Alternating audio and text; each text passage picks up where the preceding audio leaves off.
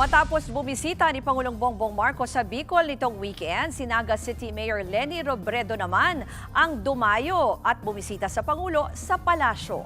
Para po sa Detalye Live mula sa Malacanang, may Express report si Julie Baiza. Julie, ano ba yung event na yan at kamusta ang naging pagkikita muli ng dalawa?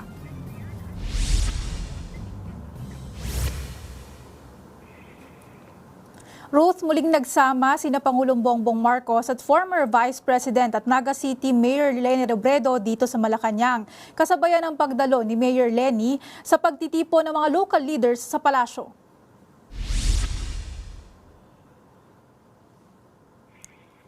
Present si Robredo sa paglulunsad ng Sa Bagong Pilipinas, Bawat Bayan Makikinabang sa Malacanang kaninang umaga.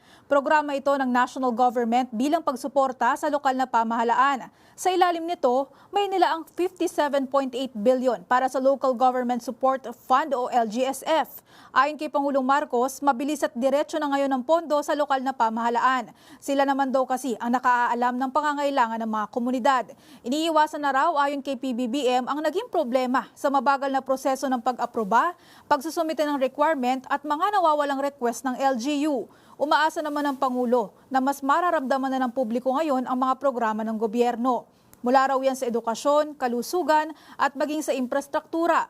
Bukod kina Robredo at Marcos, present din sa pagtitipon si Manila Mayor Isko Moreno. Nagsama-sama sila sa isang picture matapos ang pagtitipon. Kung maaalala, naglaban-laban ng tatlo noong 2022 presidential elections. Narito ang pahayag ni Mayor Isko. Maganda naman. I'm very happy, despite of things in the past, President Bongbong Marcos opted to help local government unit like the City of Manila. Yung aggressiveness ni President Bongbong Marcos to help local government units across the country will bear fruit later on. VP Sara announced her presidential bid and medyo matunog yung pangalan nyo and ni Mayor Leni. Pabayaan nyo na ako dito sa Maynila. Ayaw nyo na ako. Pero sir, steady na lang ako sa Gedli. Sa lokal lang po ako eh. Sir, may mga kumakausap na sa inyo? Tatakbo ako. Mayor.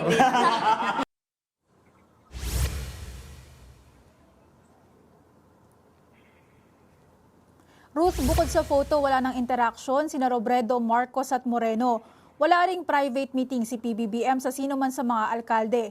Pero kung maaalala noong Sabado, nagkita na sina Marcos at Robredo sa Naga City para sa paglulunsad ng Oplan kontra baha. Pero git ni PBBM, wala raw yung bahid ng politika. Ruth? Yan po ang Express report ni Mobile Journal Julie Baiza.